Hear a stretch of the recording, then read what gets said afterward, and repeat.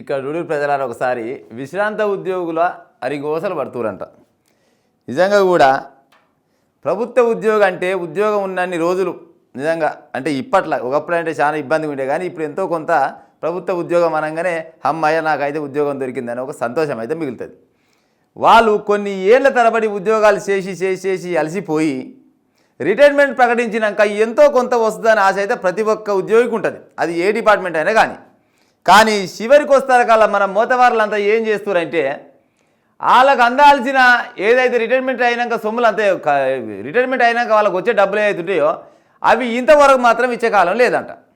ఇక చూడండి కథ, దాదాపుగా 2024 మార్చి తర్వాత 7,995 మంది ఉద్యోగాలు పదవి విరమణ చేసిరంట. ఒక్కొక్కరికి దాదాపుగా రావాల్సిన మొత్తం ఎంత అంటే 60 నుంచి 70 లక్షల రూపాయలు రావాలంట వాళ్ళకు. ఇవి ఏమాయంటే ఇక వస్తాయి అగొస్తాయి ఈ వచ్చేవి లేదు ఏమి లేదు. ఒకటి బాగా గమనించాలి ప్రజలారా, ఏదైతే ఉద్యోగస్తులు ఉంటాడో వాళ్ళు సరే ఒక నెలకు ఒక 50,000 30,000 40,000 60,000 జీతం ఉంటే దానికి తగ్గట్టుగా ప్రణాళిక వేసుకుంటాడు. ఒక ఈఎంఐ ఉంటుంది, లేకుంటే ఓ ఇల్లుకు సంబంధించింది ఇంకే రకంగానైనా పిల్లల చదువులకైనా కానీ దేనికైనా వాళ్ళంతా ప్రతిదీ ఒక బడ్జెట్ ప్రకారంగా లెక్కలు రాసుకొని ఉంటారు. సరే ఉద్యోగాలు ఉన్నోళ్లకు నెల ఉద్యోగం వస్తుంది కాబట్టి ఎట్నో ఒకటి వెళ్తుంది. కానీ ఇటువంటి పెద్ద మనుషులు ఉద్యోగం చేసి ఇంటికాడ ఉన్నాక వీళ్ళకు ఎట్టాకు జీతం రాకపోయా, పెన్షన్ రాకపోయా, మరి ఎట్టా బతకాలి చెప్పురిగా. ఇప్పుడు ఉద్యోగం అయిపోయే నాటికి పిల్లలు పెద్దగా అవుతారు, వాళ్ళ పెళ్ళిళ్ళు చేయాలి, బిడ్డ పెళ్ళిళ్ళు చేయాలి, కొడుకు పెళ్ళిళ్ళు చేయాలి, లేకపోతే ఇన్ని రోజులాగా ఉద్యోగం చేస్తే ఏమైనా ఒక ఆయమని ఇల్లు కట్టమని ముసలాం అంటే ముసలాం అవుతుంది కదా దాదాపుగా.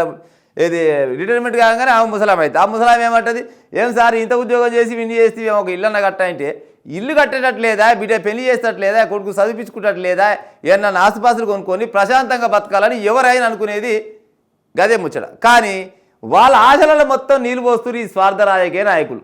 చూడు, గతంలో కేసీఆర్ ఏం చేసిండంటే 58 ఏళ్ళు ఉన్న ఉద్యోగస్తునికి ఇంకొక 3 ఏళ్ళు పెంచిండు.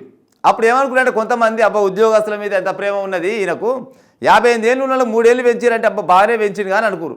కానీ అందులో ఉన్న అసలు ముచ్చట ఏంటంటే 58 ఏళ్ళకే రిటైర్మెంట్ కాగానే వాళ్ళకు పోవాల్సిన డబ్బులు మొత్తం ఇవ్వాలి కదా. ఈ మొత్తం వారు ఏం చేసినట్టు ఈ డబ్బులు ఇవ్వాలంటే కోటాను రూపాయలు అవుతాయి. ఇప్పుడు నా దగ్గర అయితే లేవు. సో ఏం చేయాలి, ఒక 3 ఏళ్ళు పెంచి ఎట్లో కవర్ చేసుకొచ్చిండు. ఇప్పుడు ఆ సొమ్ము అప్పటిది ఇప్పటిది మొత్తం కలిసి ఇప్పుడు కాంగ్రెస్ గవర్నమెంట్ మీద పడ్డది. వీళ్ళు ఏమన్నా సకమైన వాళ్ళ చెప్పురి, వీళ్ళు ఉచిత పథకాలు ఈ పథకాలు ఆ పథకాలు పైసలు వెళ్ళినా చెట్టు కాస్తుండొచ్చునా. దాదాపుగా ఇవన్నీ వాళ్ళు దాచుకున్న పైసలే, ఈ ఉద్యోగస్తులు దాచుకున్న పైసలే వాళ్ళకి ఇస్తేందుకు అవిటి కూడా ఖర్చు పెట్టిరు మన మోతవాళ్ళు. అది ఈ ప్రభుత్వమైనా కావచ్చు, గత ప్రభుత్వమైనా కావచ్చు, ఎవరైనా కావచ్చు. కానీ ఎవరైనా కానీ ఈ ఉద్యోగస్తులను ఇట్లా మనుపోసిరు. చూడండి పాపం ఈ పెద్ద మనిషికి పక్షవాతం వచ్చిందట. పక్షవాతం వచ్చి ఎప్పుడు 2024లో రిటైర్ అయ్యిండు. పక్షవాతం వచ్చినాక మా అమ్మగారిని సార్ నా పైసలు నాకు ఇరంటే ఇగిస్తాం ఇక సచిందాకి ఇవ్వకుండా వస్తుంది నాకు తెలిసి. కానీ దగ్గర 40 లక్షల రూపాయలు రావాలన్నట. మరి 40 లక్షల రూపాయలు మీ దగ్గర పెట్టుకుంటే వాళ్ళు ఎట్ట బతకాల సార్లు? అసలు మిమ్మల్ని ఓడియమన్నాడు ఈ ఉచిత హామీలన్నీ. గత ప్రభుత్వమైనా ఈ ప్రభుత్వమైనా కానీ ఏడికెళ్ళి వస్తున్నాయి పైసలు, ఏమైనా పుణ్యానికి వస్తున్నాయా? మేము చెట్టుకాయలు గిట్ట దెబ్బకొచ్చి ఇస్తారా? ఏడికెళ్ళి ఇస్తారు చెప్పురి. మీ స్వార్థాల కోసం ఒకరి మించిన ఒకరు. పోయినసారి ఒక ఆయన 10 రూపాయలు ఇస్తా అంటే 10 కాదు 20 ఇస్తాను ఈయన బట్టి ఈ జనాలు కూడా అట్టే తలగబడరు. ఇప్పుడు ఏమంటారు, అబద్ధాన్ని ఆడుతాను కంటే ఆయన డబల్ అబద్ధం ఆడుతోని గెలిపించే కాలం వచ్చింది. ఏదో రకంగా వాళ్ళు ఏం చేస్తారంటే ఏదో రకంగా మాకు అధికారం రావాలంటే నా నాలుగకి ఏది వస్తే అది నరేంద్ర నాలుక 4 విధాలు 4 కాదు 40 విధాలుగా మాట్లాడుతున్నారు ఇవాళ రేపట్ల లీడర్లు. వాళ్ళు ఏ రకంగా అబద్ధాలు చెప్తా ఉంటే మనం గెలిపిస్తా పోతుంటాం. ఇక చూడురి, ఇప్పటిదాకా వీళ్ళందరూ చెల్లించాలంటే కనీసం 5,000 కోట్ల రూపాయలు కావాలంట. మరి ఏడికెళ్ళి చేస్తారు ఈ 5,000 కోట్ల రూపాయలు? చెప్పాలి కదా. గత ప్రభుత్వం వాళ్ళైనా ఈ ప్రభుత్వం వాళ్ళైనా వీళ్ళకి ఏమైనా కానీ అన్యాయం అయితే జరుగుతుంది. ఇంట్లో ఇంకా కొంతమంది మొత్తం వాళ్ళు ఏం చేస్తారు అంటే కమిషన్లు ఎవరైతే ఇస్తారో గట్టినే 1% 2% నీకు ఎంతో కొంత ఇస్తాం సార్, మయ్యగా నా బిల్లు ముందర పెట్టాలంటే కొంతమందికి ఇప్పించే ఉపాయం చేస్తున్నారంట. చూడుది అంటే వీళ్ళు కూడా ఆల్రెడీ వీళ్ళు ఒక ఉద్యోగస్తులు. వీళ్ళు ఏదో మామూలుగా లోన్లు పెట్టి లేకపోతే ఉత్తపుణ్యానికి పనికిరాని డాక్యుమెంట్ గిట్ల పెట్టి డూప్లికేట్ నకలు గిట్ట పెట్టి ఏదైనా లోన్ గిట్ట పెట్టేవాళ్ళు అయితే కాదు కదా. ఉద్యోగం చేసిరు, సర్వీస్ చేసిరు, దగ్గర 30-40 ఏళ్ళు సర్వీస్ చేసినాక దిగిపోయే టైంలో హాయిగా 4 రోజులు శేష జీవితం గడుపుదామనే ఆలోచనతో వాళ్ళుంటే వాళ్ళ పైసలు కూడా వాళ్ళకి ఈయనంత దరిద్రంగా ఉంది మన వ్యవస్థ. అంటే ఇదంతా ఎడబోతుంది మన దగ్గర అంటే అన్ని ఉచితాలు. ఇవి అకర్రాని ఉచితాలు. కొన్ని ఉచితాలు ఇవ్వాల్సిందే కానీ అడగ ముందుకే కూడా ఇప్పుడు ఉత్త పుణ్యానికి అడగ ముందుకే వరాలు కురిపిస్తారు కదా, మరి ఇయాడికెళ్ళి వస్తాయి ఈ పైసలన్నీ. ఏమైనా ఇప్పుడు దాదాపు ఏం చేస్తారంటే ఈ ప్రభుత్వ ఉద్యోగాలకు వస్తారు కల్లా గత ప్రభుత్వానికి ఈ ప్రభుత్వానికి ఉన్న చిన్న ఒక తేడా ఏమొచ్చిందంటే 1 తారీఖు నుంచి 10 తారీఖు వరకు అయితే జీతాలు మాత్రం వేస్తున్నారట, ఇదైతే పక్క.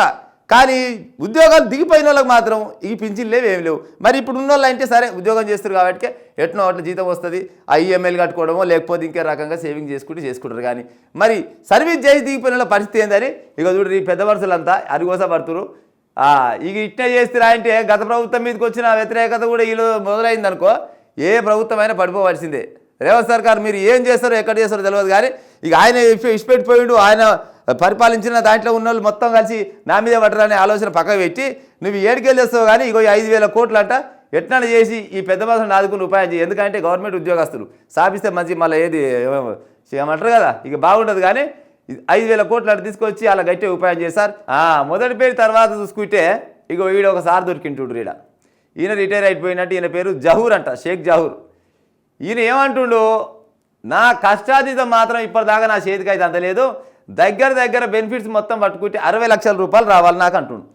ఈ 60 లక్షల రూపాయలు తీసుకొని ప్రశాంతంగా గడుపుదాం అనుకునే సమయంలో ఇక గిసోటి పని చేసిండట. పాపం ఎట కూర్చుంటాడు సార్. ఈయన ఇంకో సారు, ఈయన మనోహర్ అంట, ఈయన ఏది హాస్టల్ వార్డెన్ మెదక్ జిల్లా. 97,15,000 రూపాయలు రావాలంట. 97,15,000 రూపాయలంటే ఒక వ్యక్తి ఆయన ఎన్ని రకాల కళలు కంటుండొచ్చు ప్రజలారు, ఒకసారి ఆలోచించాలి మనం కూడా. ఇన్ని పైసలు మీ దగ్గర పెట్టుకొని మళ్ళీ ఇవి మీ కావు, వాళ్ళు దాచుకున్న పైసలే. వాళ్ళు దాచుకున్న పైసలు వాళ్ళకి ఇస్తేందుకు అవిటి కూడా వాడుకున్నామంటే మనం ఎంత పెద్ద మనగాలం అంటాం. గత ప్రభుత్వమైనా ఈ ప్రభుత్వమైనా. ఇగో పాపం ఈడొక రవీందర్ సార్ అంట, ఈయన ఇది సిద్దిపేట. బిడ్డ పెళ్లికి కూడా ఉపయోగం వస్తుంది అంట. మరి ఇంక దేనికి ఉపయోగం వస్తుంది? మరి వాళ్ళు ఏది బొందలకు పోయినట్టు ఉపయోగం ఇస్తారా సార్? ప్రభుత్వంలో ఇప్పుడు అధికారంలో ఉన్న వాళ్ళు, ఇప్పుడు అధికారంలో ఉన్న వాళ్ళ మీదకే వస్తుంది. ఇప్పుడు గత ప్రభుత్వం వాళ్ళు చేసిపోయినా వాళ్ళు చేసినా కానీ ఇప్పుడు వాళ్ళు ఉన్నారో గాలి మీదకి వస్తుంది. కానీ మరి బిడ్డ పెళ్లి కూడా ఉపయోగం లేనప్పుడు మరి ఆయన బొందలకు పోయినాడు మరి నిమ్మలంగా. ఇక గట్ట అయితే సెట్ అవుతుండొచ్చు, ఏమన్నా ఉండాలి పాడై. వాళ్ళ కష్టం వాళ్ళకి ఇస్తేందుకు మీరున్న పైసలని ఖర్చు పెట్టుకొని ఈ దగ్గర 5,000 కోట్ల రూపాయలు ఏడికెళ్ళి తెస్తారు, ఎక్కడ తెస్తారు? వీడు ఆల్రెడీ ఇచ్చిన 5,000 కోట్లకు సరే ఇక ఏం చేసి పాడవుతారు. ఏమైనా ఒకటేమంటారు అంటే ఆయన ఆయన చేసిపోవాల్సిందే, కేసీఆర్ చేయలేదనేమో రేవంత్ రెడ్డి అంటాడు, రేవంత్ రెడ్డి మీదనేమో కేసీఆర్ అంటాడు. ఇక ఇద్దరు పోతలు కలిసి ఈ ఉద్యోగస్తులు యాగం చేసేటట్టే ఉంది. కానీ ఇక ఇట్లా ఉంది ఇలా కథ చూడరు. ఇక ఉంటాం మరి.